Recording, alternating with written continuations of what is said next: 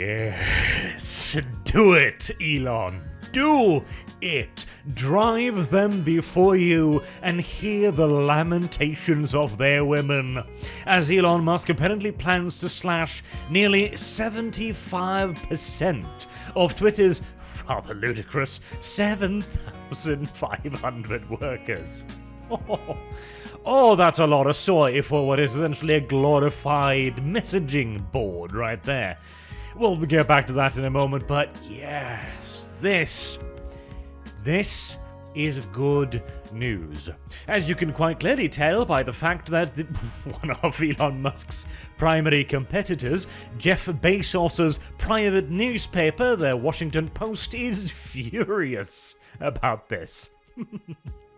Precisely what you'd like to see, but the Elon Musk Twitter deal appears to be going ahead, meaning that Twitter will almost certainly now have a new owner in the form of Elon Musk, who has talked a lot about how he wishes to restructure the company rather drastically. And a big part of that has always been layoffs. We've known that for a while now, but we've never quite known the extent. And if this is correct, then the bloody scythe indeed. And let's be honest here, 7,500 workers for Twitter. My God.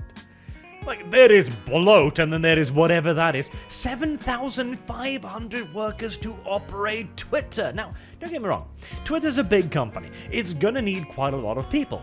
It's gonna need an active management, of course. You know, whoever's at the top is going to need a staff, is going to need a development division, is going to need some level of content moderation because of legal requirements. It's going to need active development of new features. It's going to need quality control. It's going to need Q&A. It's going to need data center expertise. It's going to require security experts, yada yada yada. I can absolutely see that number stretching into the hundreds, maybe even the thousands, but 7,500? Man, I'm pretty sure the situation here is that each department just kind of grew and grew and grew and grew as it all turned into an enormous mass of paperwork, and everyone started scrabbling for more and more and more and more money, more and more resources for their own pet project, as this is usually the bane of all big corporations like this. But like a skeleton staff of just 2,000 people. Again, I point out, this is an article English, there you go. English written by one of Elon Musk's primary competitors here, basically, his private newspaper company. And the entire article is unflattering and negative in the extreme, focusing mostly on the idea that, oh, well, this will gut content moderation. What's going to happen? There'll be hatred and disinformation and other terrible things. Oh, spam, my God. And hey, you know what? There are legitimate concerns in this to a certain degree, but you gotta understand, Elon Musk's definition of misinformation, hate speech, etc. is going to differ widely from that of the Washington Post, and this is one of the reasons why Twitter has been losing so much steam again and again and again, because it kills itself. It kills most of its content creators. It kills most of its moderation in favor of a small minority of screeching leftoids. This is not an effective business strategy, and Elon Musk recognizes this, having even promised to, double or triple the company's revenue in just 2 or 3 years? And of course, the banning of Donald Trump, which is mentioned in this mess somewhere as well, that probably slashed Twitter's engagement by some, 10% right there. A lot. And who do they ask? Okay, well, this is going to be horrible, right? Well, we need some experts on this. Well, they asked the CEO of the content moderation startup, Purge.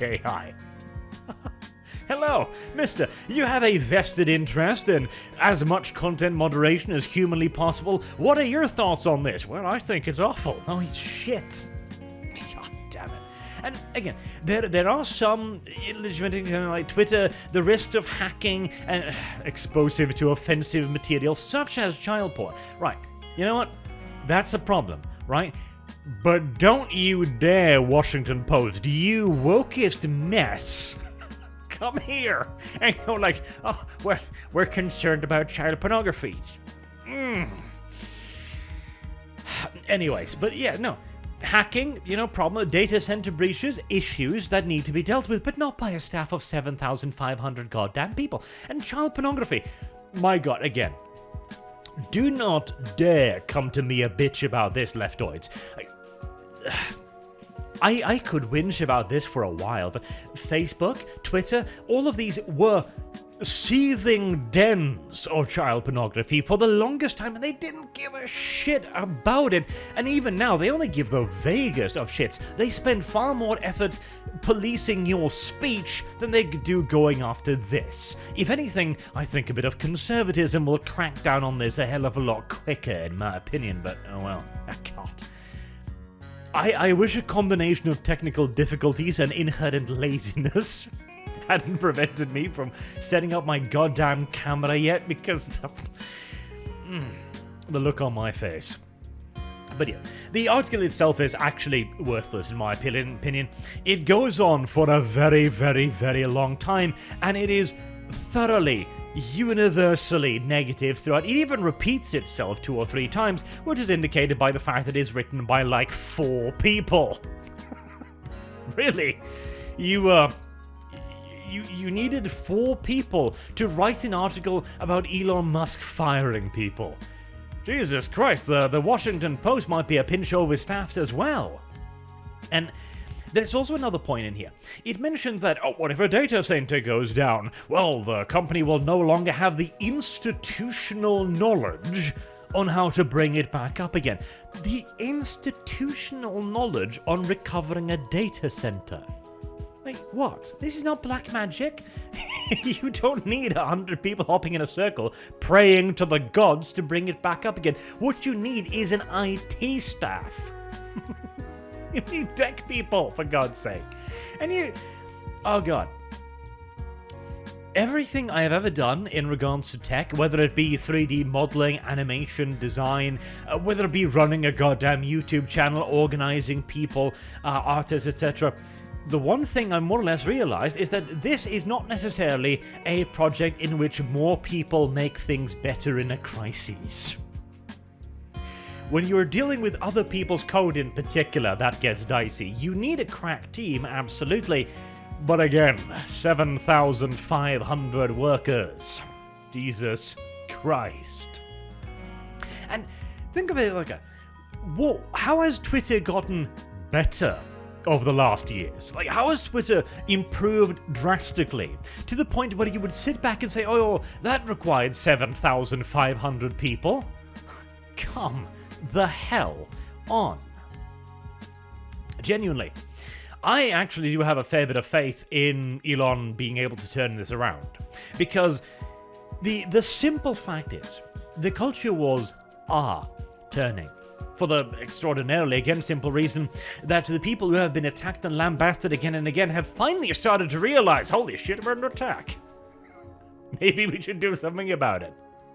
The censorship has gotten so overt that an actual free speech platform that doesn't have the problems of the smaller ones, namely not being able to defend themselves, not having the social clout, not having the leadership, the popularity, the money, and straight up the authority and gravitas within certain select circles, I genuinely do think can turn things around quite a lot.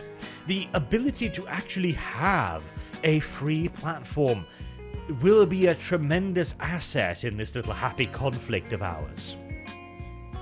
And if it also sees 5,000 odd Californians lose their jobs, well, bonuses all around, frankly. I am happy to see it.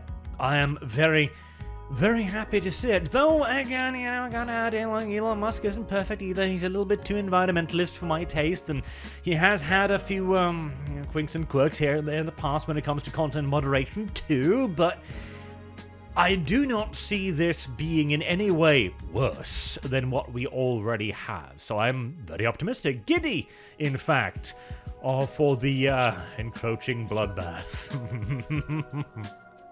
Do let me know what you guys think down in the comment section below, though, because I do know that Elon Musk's star has fallen a little bit with his foreign policy suggestions, some of which were actually not that bad, and some of which were, well, quite bad. But anyways, happy days. Until next time, I have been Arch. Thank you all very much for listening, and I hope to see you all again soon. Have a good day.